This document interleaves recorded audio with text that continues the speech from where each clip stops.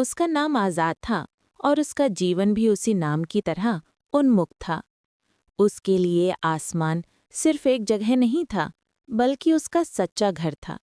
वो हर सुबह सूर्य की पहली किरण को अपनी छाती पर लेकर उड़ान भरता और शहर की सबसे ऊंची गुंबद पर बैठकर दुनिया को देखता। पर साल में कुछ दिन ऐसे आते थे जब आसमान खूबसूरत नहीं, बल्कि खूनी हो जाता था। पतंगों का त्योहार आ गया था। उसके बुजुर्गों ने उसे चिताया था, आज़ाद, इन दिनों आसमान में मत निकलना। वहां रंगीन पतंगों के पीछे मौत का जाल बिछा होता है, मांझा।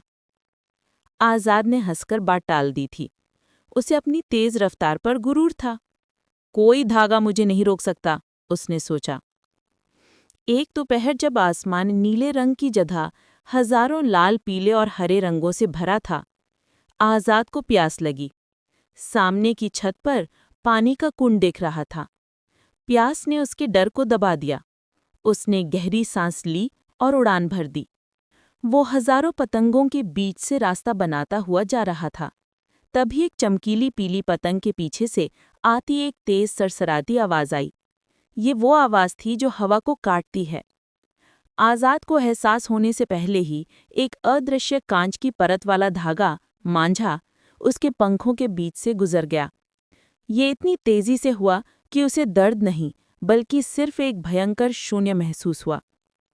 उसने अपने दाहिने पंख को हिलाने की कोशिश की। वो हिला नहीं। वो उसके शरीर का हिस्सा ही नहीं था, जैसे किसी ने उसे आज़ादी के साथ ही काट दिया हो। आज़ाद आसमान से नीचे गिरा। जमीन पर पहुंचने से पहले उसने एक बार ऊपर देखा।